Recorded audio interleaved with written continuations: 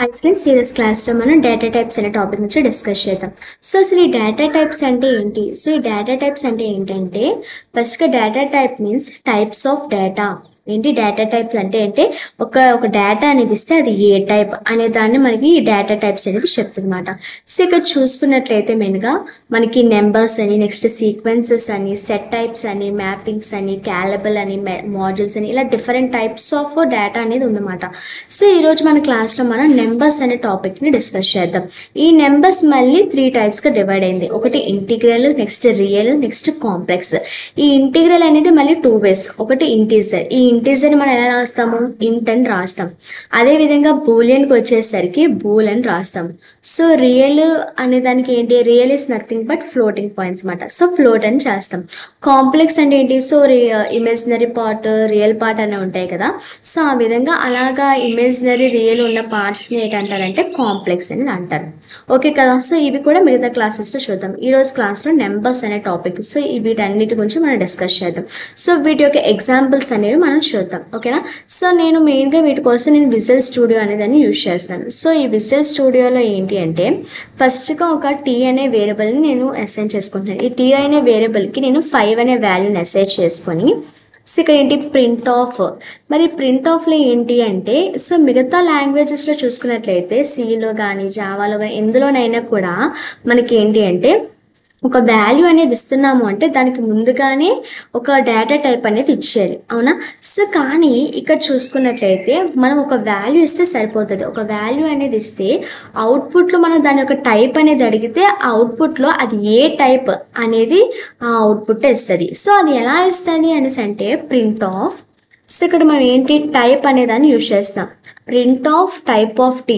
మరి print of type of T అనేసి అన్నాం కదా, ఇది ఎందుకు, ఇది ఎలా యూస్ అవుతుందో చూద్దాం. సో టీ = 5 ఇచ్చాను, print of type of T అనేది ఇచ్చాను. సో ఇప్పుడు దీన్ని ఎగ్జిక్యూట్ చేస్తే మనకి ఏమొస్తుంది అంటే క్లాస్ ఇంట్.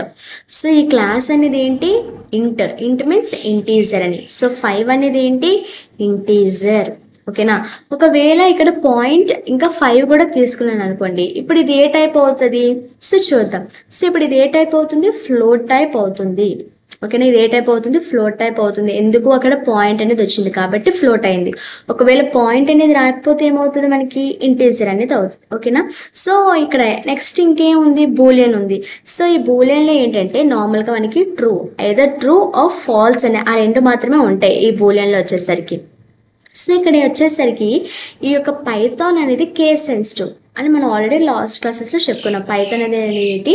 Case sensitive. అంటే ఈ ట్రూ అనేది రాసేటప్పుడు స్టార్టింగ్ లెటర్ టీ ఉంటుంది, అదేవిధంగా ఫాల్స్ అనేది రాసేటప్పుడు స్టార్టింగ్ లెటర్ ఎఫ్ అనేది ఉంటాయి. ఇవి మనం క్యాపిటల్ లెటర్స్లోనే రాయాలి. ఒకవేళ స్మాల్ లెటర్స్లో రాస్తే ఏమవుతుందో కూడా చూద్దాం. సో ఫస్ట్గా క్యాపిటల్ లెటర్స్లో రాద్దాం. సో ఫస్ట్ క్యాపిటల్ లెటర్స్ రాసి మిగతావన్నీ నార్మల్గా రాస్తాం. సో టీ = ట్రూ అని రాస్తాం. సో ఇప్పుడు ప్రింట్ టైప్ ఆఫ్ టీ అని తీసుకున్నట్లయితే దీన్ని ఎగ్జిక్యూట్ చేస్తే మనకి ఏంటి వచ్చింది? క్లాస్ అనేది ఏంటి? బూల్ అంటే బూలియన్. సో ట్రూ అనేది బూలియన్. ఒకవేళ ఇక్కడ ఫాల్స్ అని ఇచ్చినా కూడా మనకి ఏమొస్తుంది? అది బూలియన్ అని వస్తుంది. సో క్యాపిటల్ ఎఫ్ అనేది ఇస్తాము. So ALSE. ఓకేనా. ఫాల్స్ అనేసి ఇచ్చాం. సో ఇది ఏ టైప్ అనేసి అంటే సేమ్ బూల్ అని ఇస్తారు. ఒకవేళ మనం ఇక్కడ క్యాపిటల్ లెటర్ కాకుండా స్మాల్ ఎఫ్ అని ఇచ్చామనుకోండి, క్యాపిటల్ లెటర్ కాకుండా స్మాల్ ఎఫ్ అని ఇస్తే అక్కడ ఏమవుతుందో చూద్దాం. సో ఇక్కడ ఎగ్జిక్యూట్ చేయడం అయితే జరిగింది. సో ఎగ్జిక్యూట్ చేస్తే ఏమొచ్చింది? నేమ్ ఎర్రర్ వచ్చింది. Name false is not defined. Did you mean false? So చూసారు కదా, ఇక్కడ ఈ ఫాల్స్ అనేది ఏంటి? నాట్ డిఫైన్డ్ అని వస్తుంది.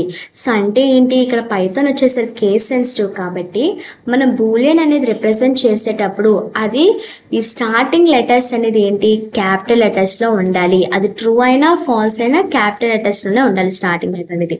అప్పుడే మనకి అవుట్పుట్ అనేది బూలియన్ అని వస్తుంది, బూల్ అని వస్తుంది. ఓకేనా. సో మనకి ఇక్కడ ఏంటి? బూలియన్ కూడా అయిపోయింది. నెక్స్ట్ టాపిక్ వచ్చేసరికి ఏంటంటే కాంప్లెక్స్ టాపిక్. ఈ కాంప్లెక్స్ టాపిక్లో ఏంటి అంటే సో ఇక్కడ కూడా సేమ్ టీ = అని రాసుకుంటాం. 5+ ఇదేంటి? ఇమేజినరీ పార్ట్ రియల్ పార్ట్లా ఉంటుందని చెప్పుకున్నాం కదా. సో ఇప్పుడు వచ్చేసరికి సేమ్ దానిలాగే మిగతా వాటిలాగే print of type of T అని రాసుకుంటాం. ఏమైనా రాసుకుంటాం? Print of type of T అని రాసుకుంటే మనకు అవుట్పుట్ ఏమని రావాలి? కాంప్లెక్స్ అని రావాలి. సో వస్తుందో రాదు చూద్దాం. సో ఇక్కడ అవుట్పుట్ వచ్చేసరికి మనకి ఇదిగోండి క్లాస్ కాంప్లెక్స్ అని వచ్చింది. ఏమని వచ్చింది? Class complex. సో ఆ యొక్క టైప్ అనేది కూడా మనకి ఇక్కడ ఇస్తుంది అనమాట. సో ఇంకొక విధంగా ఎలా రాసుకోవచ్చు ఈ కాంప్లెక్స్ నెంబర్స్ని అంటే, ఇక్కడ మనం 5+6j అని ఇవ్వకుండా డైరెక్ట్గా టైప్ అనేది ఇచ్చేస్తున్నాం. సో టైప్ ఏంటి? ఇది కాంప్లెక్స్ టైప్.